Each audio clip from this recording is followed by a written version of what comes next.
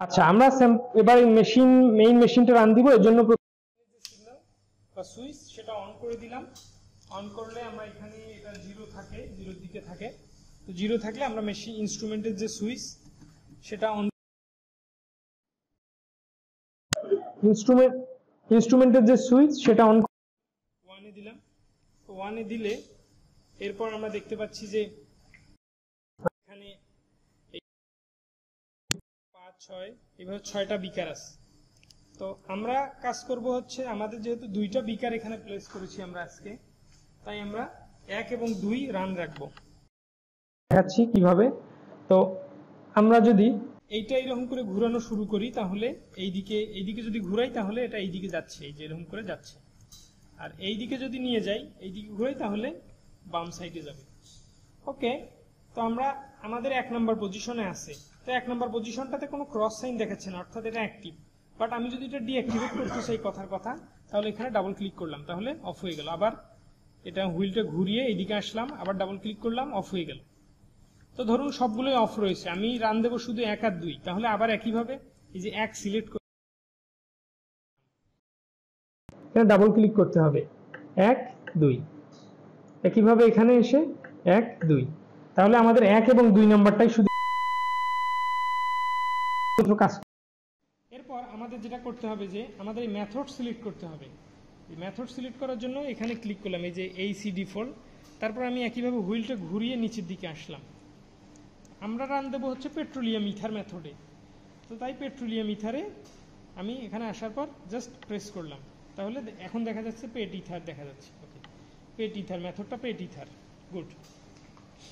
আর এখানে যে টাইমটা এবার দেখা যাচ্ছে, টাইম টু এন্ড কতক্ষণ, 41 মিনিট। কিভাবে সেটা ক্যালকুলেশন হচ্ছে, এই যে এক্সট্রাকশন হবে 5 মিনিট, রিন্স 30 মিনিট, ড্রাইং হবে 6 মিনিট। আর 5 দ্বারা বোঝা যাচ্ছে যে এই হিটটা আসলে বোঝাচ্ছে যে 5 হচ্ছে ম্যাক্সিমাম হিট জেনারেশন, একটা লিমিট, যে মানে লিমিট সেট করা হয় যে হিট যে কন্ডিশনে আছে মেশিনের টেম্পারেচার। তো সেখান থেকে একদম তার যে সেট করা 60 ডিগ্রি, এগুলো আমরা ভিতরের দিকে মেথডে দেখবো পরে। 60 ডিগ্রিতে যেতে সে কত দ্রুত যাচ্ছে, সেক্ষেত্রে আমাদের ভলিউম মানে যে লিমিটটা সেটা হচ্ছে 5 সেট করা আছে, অনেক দ্রুত যাবে আর কি। যাই হোক, তো এখানে আসার পর আমরা দেখতে পাচ্ছি আমাদের খেয়াল রাখতে হবে পেট ইথার রয়েছে।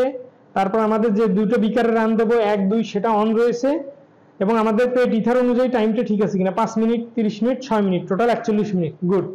তারপর আমাদের যেটা করতে হবে যে এটা একটু নামিয়ে দিতে হবে শিলটা। শিলটা নামানোর ক্ষেত্রে 1 হাত দিয়ে নামানো যাবে না, 1 হাত দিয়ে নামালে যখন ধাক্কা দেবো নিচে পড়ে যেতে পারে, ধাক্কা লাগতে পারে। তো 2 হাত দিয়ে ধরতে হয়, এটা দিয়ে ধাক্কা দেবো আর এটা দিয়ে একটু আটকাবো, ধাক্কা দিলাম, এটা আটকে এবার ছেড়ে দেবো, গুড।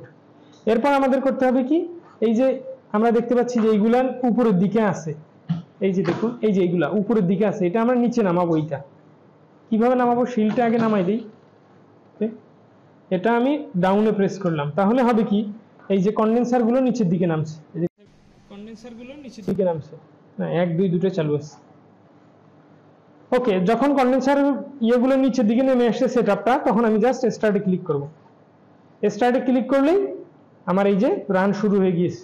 এই যে এখানে এই যে ওয়াটার গুলো মুভমেন্ট করছে, অর্থাৎ চিলার থেকে ওয়াটার এবার এখানে আসছে, এখানকার ওয়াটার গুলো চিলারের দিকে যাচ্ছে।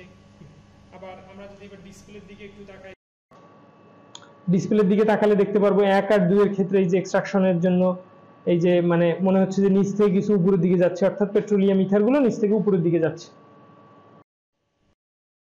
এইটা ছিল হচ্ছে আমাদের মেইন মেশিন রানিং এর টেকনিক্যাল প্রসেস। নেক্সট ভিডিওতে আমরা যেটা এক্সপ্লেন করব যে এটার হচ্ছে থিওরিটিক্যাল পার্টটা, হ্যাঁ, এবং লাইভ দেখার চেষ্টা করব কখন কোন স্টেপ হচ্ছে, হওয়াতে কি কি হচ্ছে সেটা দেখার চেষ্টা করব।